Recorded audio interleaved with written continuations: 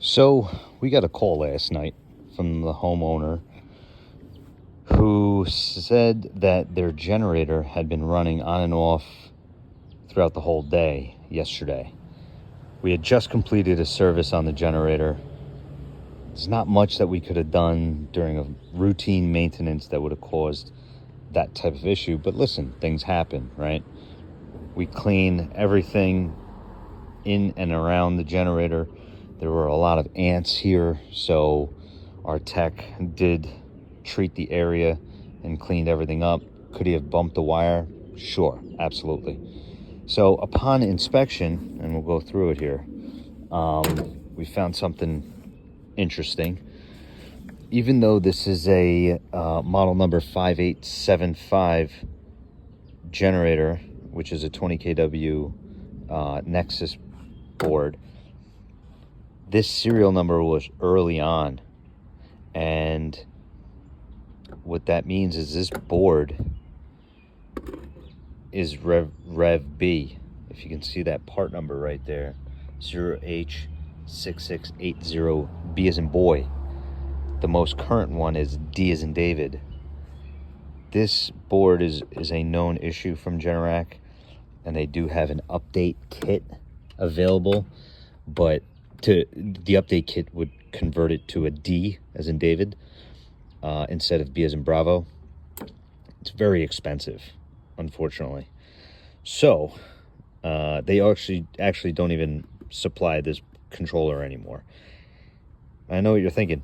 It looks exactly the same, but wait until I take this apart and you'll see.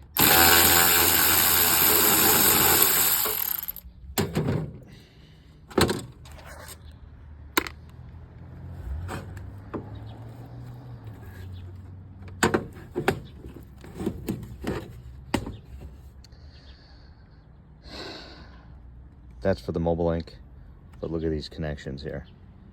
These are really good, solid connections. However, the internal makeup inside the control board is terrible. So the new Nexus board has all these wires separated into 4 different plugs, making it, I guess, more reliable. I'm not sure. That part I don't know. But then, if anyone's paying attention so far, do you see anything interesting? This is factory wiring right here. And it was, actually I pulled it out, but it was in there like that. And I guess when he was treating the area, he must have moved the wires around and just bumped it enough. You know, he probably bumped it enough where it popped out. So that's all. Well, we're hoping that's what the problem is, but we'll check. Give me a minute. So the first thing I did upon trying to figure out what was going on here, my method of diagnosing this issue was to find the N1 and N2 wiring going into the controller. And with N1 and N2, typically the wiring is yellow. You can also confirm that right here. So on this side is your consumer wiring or electrician, because you can follow this wire, which that comes from that direction, which is the house. You just follow it from the conduit coming into the unit, right? So that's not factory. On this side over here, these wires are all factory, same as these. So see yellow? That's N1 and N2. N1 and 2. So I followed it back, found them here, and then what I did was back probed. Well, it's not really back probing, but I probed it right there. This one here and that one right there. Not a very good description of which connections, but you get the point. You check where it is on that side, and you follow the pins on that on the other side, because that's where it connects up to the board. So I probed them there and only had 10 volts AC. That's not right, because you should have 240 or 220.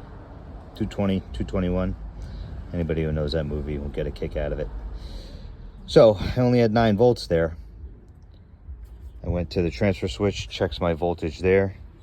I checked my voltage here, and we had 240. We weren't getting 240 at the controller.